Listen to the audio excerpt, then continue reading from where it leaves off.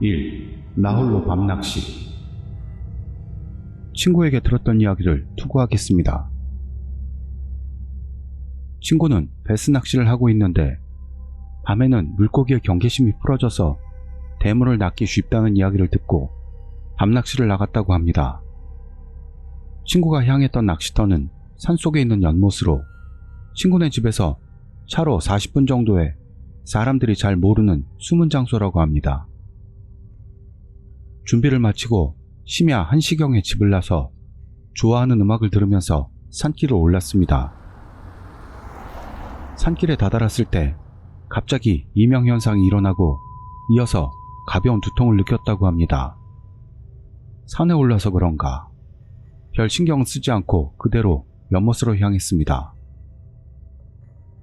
희미한 달빛에 비친 연못은 굉장한 분위기로 뭔가 엄청난 녀석이 도사리고 있을 것 같았습니다. 그러나 막상 낚시를 시작하니 찌에 톡톡 입질은 하는 것 같아도 좀처럼 올라오질 않았다고 합니다. 가끔씩 찰박, 첨벙 하는 소리가 들려와서 물고기가 있다는 건 틀림없다고 그는 생각했습니다. 1시간 정도 했을 때 감겨있던 낚싯줄이 무거워지더니 감기질 않게 되었습니다. 아무래도 바닥에 걸려버리고 만 것 같습니다. 상당히 비싼 인조미끼라 아깝다고 생각한 그는 여러가지 방법을 실행해봤습니다만 잘 되지를 않아 어떻게 돼 있는지 궁금해 손전등을 향해 봤더니 수면에서 얼굴을 반쯤 내민 여자가 친구 쪽을 보고 있었습니다. 그 얼굴은 눈알이 없고 시커먼 2개의 구멍만으로 친구를 물끄러미 보고 있었고 젖은 머리카락이 머리에 딱 달라붙어 있었다고 합니다. 불빛을 옮길 생각도 못하고 말도 안 되는 공포에 그 자리에 주저앉아버린 그는 한동안 그 이상한 광경을 바라보고 있었습니다. 그리고 풍덩하는 소리를 내면서 그 여자는 물속으로 사라졌습니다. 더 이상 낚시할 처지가 안 된 그는 서둘러 낚싯대를 챙기고 줄을 끊고 도망치기 시작했습니다. 차에 올라타서 자기는 아무것도 못 봤다고 스스로를 타이르며 산길을 내려갑니다. 처음에 이명현상과 가벼운 두통을 느꼈던 바로 그 장소에 왔을 때 보닛에 쿵 하는 충격이 와서 급제동을 했습니다. 그러나 뭔가에 부딪히는 흔적은 없었습니다. 그리고 나서 룸미러를 봤더니 거기에 그 여자가 있었습니다. 룸미러 너머에 이쪽을 보고 있는 여자는 웃고 있었습니다. 아까 보지 못했던 입을 일그러뜨리며 웃고 있었다고 합니다. 그는 비명을 지르며 그 자리를 서둘러 떠났습니다. 지금부터는 집에 혼자 돌아갈 용기가 없어서 근처에 있던 만화방에서 아침을 맞았습니다. 그가 집에 돌아갔더니 집 앞에 그때 없어졌던 인조미끼가 떨어져 있었다고 합니다. 집까지 쫓아오다니. 큰일 났다고 생각한 그는 그날로 아는 사람이 소개해준 주지스님에게 액마기를 받으러 갔습니다. 주지스님에게 일의 전말을 설명하고 그는 액마기를 받았습니다. 주지스님의 말로는 사람이 아닌 건 물가에 모이기 쉽고 산은 그 힘이 강해지기 쉽다고 합니다. 붙어오고만 여자는 너무 강해서 완전히 떨어뜨리기는 어려운 것 같았고 상대가 산으로 올라가길 기다리고 있다는 것이었습니다. 시가지에 내려와 사냥감을 찾지 못하면 서서히 힘이 약해져 가고 회복을 위해 산으로 돌아간다는 것이었습니다. 그때까지는 가능한 그 여자와 상관하지 말고 보여도 모르는 척을 하라고 들었습니다. 부적을 5장을 받고 낚싯도구와 차도 액마기를 받고 그는 귀갓길에 올랐습니다. 그 뒤로 그 여자는 빈번하게 그 모습을 보였다고 합니다. 인파 속에 있거나 그늘에 숨어 이쪽을 본다거나 차에 손자국이 생겨 있다든가. 그러나 시간이 지남에 따라 그 수도 줄어들었다고 합니다. 완전히 보이지 않게 되었을 즈음 현관에 붙여놓았던 부적도 너덜너덜해졌습니다. 그리고 그는 베스 낚시를 그만두고 밤 낚시는 가지 않게 되었습니다. 지금도 가끔 TV를 보다가 실종자나 신원 미상의 시신이 산에서 발견됐다는 뉴스를 보면 화면 가장자리에 그 여자가 보이는 것 같다고 합니다. 2. 구할 수 없어. 요즘은 학교에서 선생님이 학생들에게 무서운 이야기를 해주는 것도 금지된 것 같다. 무서워하는 애들도 있으니까 괴롭힘에 해당한다고 한다. 그런 흐름은 TV에까지 퍼져서 괴담이나 심령 프로그램은 거의 없어져 버렸다. 이 얼마나 숨막히는 시대인가. 밤낚시 모임이 있어 거기서 만난 사람들과 이야기를 하다 친해지게 되었다. B짱은 자주 보던 K씨의 친구라고 한다. C씨는 낚시 유튜버도 하고 있다는데 처음 봤다. T씨와 MC의 말로는 꽤 소란스러운 채널이라고 한다. 그날은 20명 이상의 참가자가 있어 도움을 낚아보자고 불타올랐지만 나는 전혀 입질도 없어 낚을 수가 없었다. 모임이 끝난 후 C씨가 나와 B짱에게 조금만 더 있어보자고 말을 꺼내왔다. 살짝 모자란 느낌이 있던 터라 잠깐이라면 괜찮다고 대답했다. B짱도 같은 느낌이었는지 네. 라고 대답했다. 그대로 낚시를 더 했지만 전혀 입질이 없었고 모두가 돌아가 버린 낚시터는 어두워져서 할 이야기도 없어지게 되고 말았다. 무거워진 분위기를 견딜 수 없던 나는 그 자리를 좀 가볍게 만들려고 자주 들어왔던 무서운 이야기를 시작한다. 정말로 자주 듣던 이야기다. 이 해안은 잔잔하긴 한데 매년 한두 가지는 뭔가가 있는 것 같아요. 예를 들면 여기 사람들은 전혀라고 해도 좋을 만큼 방파제 끝에서는 낚시를 안 한대요. 아, 그거요? 이상하다고 생각했어요. 물어봤더니 전부 그 끝에서는 낚시 안 한다고요. 낚이지 않는 것도 아닌데 말이죠. 라는 B짱. 나도 여기 사람은 아니라서 잘 모르겠지만 방파제 끝에 샌들인가 뮬인가 그거하고 핸드폰이 놓여 있었다는 이야기를 들은 적 있어요. 우와, 그거 무서워요. 그리고 저기. 나는 낚시터 너머를 가리켰다. 여기 사람들은 밤에는 절대 안 간대요. 낚시를 하다 보면 뒤쪽이 지하도 쪽인데 뭔가 이상한 기척이 나서 돌아봤더니 여자가 자기를 보고 있었다고요. 하지만 초점이 맞지를 않은 채로 자기 뒤 근처를 보고 있어서 어? 하고 다시 바다 쪽으로 고개를 돌렸더니 거기에 눈이 새까만 아이가 입을 크게 벌리고서는 2m 정도나 되는 얼굴이 우와! 으아, 무서워. 라는 C씨. 싫어, 싫어. 무서워. B짱은 그런 말을 하면서도 즐거워 보이네. 약간 꾸며낸 이야기도 있었지만 거기서 이상한 기척을 느꼈던 건 꽤 많은 낚시꾼이 경험했던 것이고 그런 일이 일어나도 이상하지 않다는 건 이 해안에서도 적지 않은 이야기였다. 여기서 끝내는 게 어른스러웠지만 C씨의 그럼 거기 가볼까? 라는 말에 B짱도 왠지 동조하는 것 같아서 나도 결국 발을 뺄 수가 없게 되고 말았다. 낚시터를 벗어나 서쪽으로 계속. 낮에 걸을 때보다도 상당히 먼 느낌이었다. 길은 어둡고 처음엔 동조했던 B짱도 역시나 그만두는 게 좋겠어요. 한다. 그러자 C씨는 에? 표현덕스럽긴 여기까지 와서 그러는 건 아니지 않아? 설마 무서운 거야? 라고 한다. 무섭냐고요? 그런 건 아니죠. 귀신 같은 게 어디 있어요. 그냥 가르미가 없어진 것뿐이에요. B짱은 짜증을 내고 있다. 이 동영상을 유튜브에 올리면 조회수 엄청 빨 수 있어. 라며 C씨는 아이폰을 손에 들고 실실 웃어 보였다. 아, 유튜버라더니 그런 의미인가? C씨가 사람이 달라진 것 같아 조금 무서워졌던 것과 확실히 이제 와서 돌아가기도 좀 그래서 나와 B짱은 일을 크게 만들기도 싫어 어쩔 수 없이 따라갔다. 지하도로 내려가는 계단 앞까지 와서 C씨는 잠깐 일 좀 보고 오겠다며 어두운 산길로 걸어갔다. 우리 셋은 지하도로 이어지는 계단에 걸터 앉아 찝찝한 기분으로 C씨를 기다렸다. 침묵을 깬 건 D씨였다. 처음 보는 사람이 갑자기 동영상을 찍는다면 누구라도 화날만 하죠.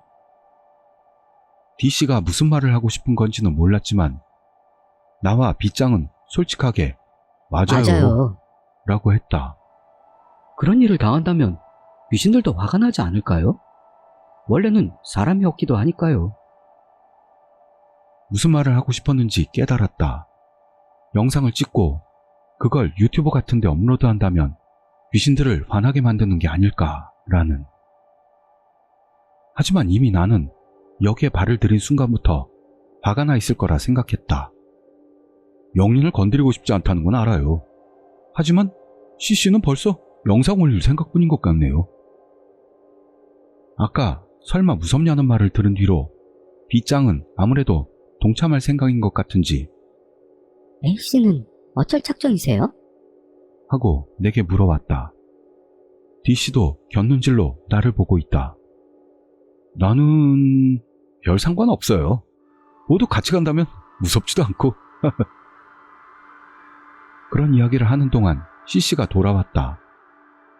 시계를 보니 9시 반을 가리키고 있었지만 이미 몇 시간이나 지난 것 같은 기분이었다. 거기다 갈증도 찾아오고 있었다. 캄캄한 계단을 내려가니 지하도에는 희미하게 빛나는 형광등이 지직거리는 소리를 내고 있었고 조금 걸어가자 바로 암흑 속에서 바다가 슬쩍 보여왔다. 저기요. 뭔가 위험한 기분이 들어요. B짱이 조용히 말을 꺼냈다. C씨는 또 시작이야? 라고 한다. 바다 쪽에서 뭔가 영가들이 뭐라고 손을 흔들고 있어요. 그것도 하나가 아니고 잔뜩. C씨는 B짱이 가리키는 방향으로 손전등을 향한다. 아무것도 없잖아. 가자고. 안 돼! B짱이 고함을 질렀다. 좀 아까까지만 해도 가려고 했는데. 뭐야? 그럼 너만 돌아가. 대체 뭐가 있다는 거야? C씨도 고함을 지른다.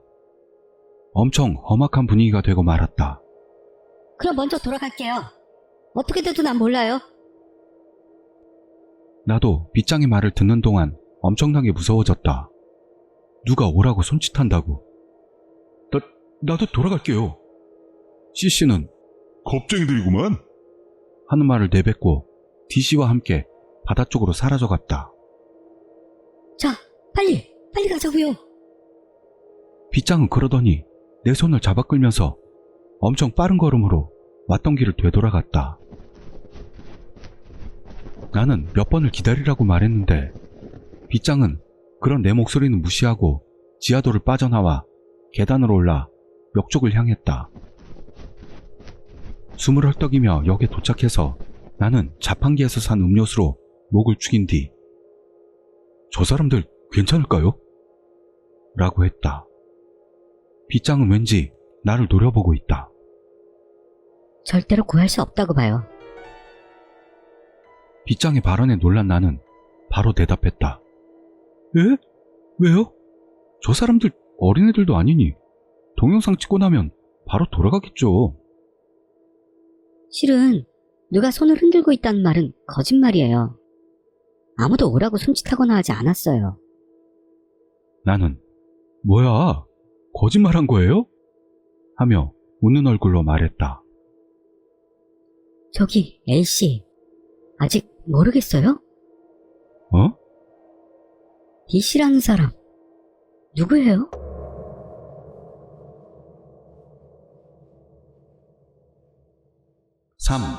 물 공포증. 나는 수영부 출신이다. 그렇지만 지금은 물이 무서워서 아동용 풀장에도 들어가지 못한다. 그 원인이 됐던 이야기를 하려고 생각한다. 몇 년 전의 겨울, 친구인 S의 집에 불려갔던 건 밤 10시가 넘었을 때였다. 다음날은 쉬는 날이어서 예정도 없었기 때문에 호출에 응한다. 남봉꾼이라 여러 치정 싸움에 휘말렸던 게 몇 차례. 자기 중심적이라 친구도 적다. 이번에도 휘둘리겠구나 각오하고 갔다. 집에 도착하자마자 S가 옷을 던져왔다. 밤낚시를 가겠다는 것. 가벼운 차림이었기 때문에 이대로 그냥 간다면 분명히 추울 거라 생각했을 것이다. 지금 입은 코트만 있으면 괜찮다고 했지만 더러워진다고 해서 그 옷을 입고 가기로 했다. 자기 중심적인 S치고는 눈치가 빠르다. 나와 S는 체형이 꽤 비슷해서 빌린 옷은 딱 맞는다. S의 옷을 입고 모자까지 썼더니 거울에 비친 내가 S와 똑같아서 이상한 기분이 들었다. 목적지는 차로 30분 정도 걸리는 연못지대. 낚시는 잘 몰라서 어디서 뭘 잡을지 대한 지식은 전혀 없다. 시키는 대로 떡밥을 달아 낚싯줄을 늘어뜨렸다. 달빛으로 수면에서 찌가 흔들리는 걸 멍하니 바라본다. 낚시는 누가 하자고 하면 하는 정도인데 어둡고 대화도 없으니 심심하다. 그나저나 이런 시간에 나를 낚시에 데려오다니 S도 어지간히 한가한 모양이다. 문득 생각이 나서 S에게 물어봤다. 그러고 보니 여친은? 다음 날이 쉬는 날이라면 대개는 여친과 같이 있을 터였다.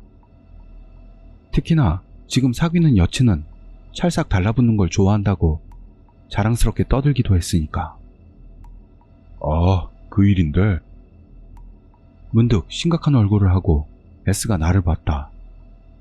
너 귀신 믿냐? 내 질문을 무시하고 거꾸로 내게 물어봤어도 S와의 대화에서는 자주 있는 일이다. 솔직히 나는 귀신이나 요괴, 유령 등은 믿지 않는 성격이다. 그렇게 대답했더니 S는 웃었다. 그래서 널 부른 거야? 그러더니 S는 내가 싫어하는 이야기를 시작했다. 물론 무서운 걸 잘 못 보거나 듣는다는 의미는 아니다. 걔 자살했어. 같이 바다 보러 갔다가 거기서 싸웠거든. 히스테리를 일으켜서는. 나 화가 나서 걔를 그냥 놔두고 혼자 돌아온 거야. 집에 도착하자마자 경찰에서 전화가 왔고 걔가 내 연락처를 써놓고 유서를 남기고 바다에 뛰어들었어. 근처에 있던 낚시꾼이 보고 있다 바로 연락했대. 죽었다더라. 시체는 일주일 전에 떠올랐다고 해. 열흘 정도는 물에 잠겨 있었던 것 같아. 근데 그때부터야 욕조에 물을 데우다 보면 욕조 속에 걔 얼굴이, 강을 보면 나를 보고 있어. 결국에는 국이나 커피 속에까지 나오는 상태야. 아무래도 물이 고여있는 곳에 나오는 것 같아. 나는 크게 웃었다. 이 자기 중심주의 녀석에게도 죄의식은 남들과 같은 것 같다. 그러니까 귀신이 정말 있다면 죽은 직후부터 나오는 게 아닐까? 그렇게 말하자 S도 웃었다. 그럼 넌 안 무섭겠네. 실은 지금도 저기에 있어. 저기라고 가리켰던 곳은 S에게서 조금 떨어진 물가였다. 물론 나는 무섭지 않다. 여기냐? 일어서서 그곳에 섰다. S도 일어서서 숨듯 내 등 뒤에 섰다. 뭐야, 무섭냐? 평소라고는 생각도 못할 겁먹은 모습이 우스웠다. 저 애 눈이 나빴어. 렌즈 없이는 하나도 안 보일 정도로. S가 중얼중얼 내 귓가에 속삭인다. 툭 하고 등을 떠밀린 나는 연못에 빠졌다. 빠졌다곤 하나 물까봐 연못의 높이 차이는 30cm도 안 된다. 그리고 연못이 얕아서 엉덩방아를 찧은 내 배꼽 근처까지밖에는 잠기지 않는다. 장난치지 마! 일어서서 물가로 올라가려는데 무언가에 발목이 잡혔다. 수초나 쓰레기인가 하고 뿌리치려고 했지만 다리가 올라오지를 않는다. S는 굳은 얼굴로 웃고 있었다. 미안하다. 발에 얽힌 물건은 정강이를 기어 올라왔다. 봤더니 퉁퉁 부은 손이 달빛에 비쳐 이상하게도 정확하게 보였다. 정말 놀란 상태에선 비명도 나오지 않는다. 손이 뻗어지며 허벅지를 기어올라 허리에 닿은 순간 물속에서 머리가 보였다. 생전에 그녀를 봤던 적은 있지만 기억에 남아있던 형체는 하나도 남아있지 않다. 허리를 감아주고 나를 물속으로 끌고 들어가려고 한다. 도움을 청하려고 물가를 봤더니 S의 모습은 없었다. 자동차 엔진 소리가 멀어져 가고 있었다. 죽는다. 죽임당한다. 그렇게 생각하는 순간 갑자기 몸이 가벼워졌다. 귓가에 소리가 들렸다. 또 놔두고 가네? 숨이 닿을 정도로 가까웠지만 공기는 움직이지 않는다. 데리고 가줘. 썩은 비린내가 났다. 온몸이 얼음장처럼 차갑다. 연못에서 기어 올라와 어디를 어떻게 걸었는지 기억이 없다. 정신을 차려보니 집 현관에서 어린애처럼 울고 있었다. 연못물에 젖은 옷을 벗어버리고 쓰레기 봉지에 담고 샤워를 한다. 아무리 뜨겁게 물을 데워도 등줄기가 차갑다. 이불 속에 웅크려도 춥고 또 추워서 참을 수 없게 되어 원흉인 S의 집으로 차를 달렸다. S도 평소의 상태는 아닐 것이다. 문이 열려있다. 문을 연 순간 등에서 뭔가가 빠져나가는 듯한 느낌이 들었다. 야, 이 개자식아! 불쑥 안에서 나온 S는 나를 보자마자 새파랗게 질려 떨기 시작했다. 한 대 갈겨주려고 손을 뻗으면서 S의 시선이 내 뒤로 가 있다는 걸 눈치챘다. 너 물도 없는데. 등 뒤에서 썩은 비린내가 났다. 여기에 1초라도 더 있고 싶지 않다. 있어서는 안 된다. 눈을 질끈 감고 S를 날려버린 후 넘어지듯 그 집을 뛰쳐나왔다. 다음날 친구 몇 명을 불러 S네 집으로 향했다. 죽었다면 마지막으로 만난 내가 의심을 받을 것이다. 묘하게 현실적인 감각을 느끼면서 친구들에게 먼저 들어가도록 양보한다. 역시 문은 열려 있었다. 먼저 들어간 녀석이 S를 부르고 있었지만 답은 없는 모양이다. 들어갈게. 라며 애들이 들어갔어도 나는 아직 집 밖에 있었다. S! 야! S! 당황한 목소리에 역시나 하고 한숨이 새어나왔다. 에휴, 자업자득이라고는 하나 마지막까지 귀찮은 일에 말려들고 말았다. 야! 뭐야? 이 자식아 어떻게 된 거야? 나라고 알겠냐? 상황이 이상하다. 아무래도 시체를 발견한 분위기가 아니다. 각오를 굳히고 집 안으로 들어가자 친구들에게 둘러싸여서 해실해실 계속해서 웃고 있는 S가 있었다. 눈에 초점이 맞지 않는다. 머리부터 온통 물을 뒤집어 쓴 듯 젖어 있다. 야, 인마! 정신 차려! 하고 망가진 S는 그저 웃기만 할 뿐이었다. 망연자실 서 있는 내 등 뒤에서 다시 썩은 비린내가 났다. 고마워. 나는 이 일 이후로 바다에도 연못에도 수영장에도 접근할 수 없게 되어버렸다.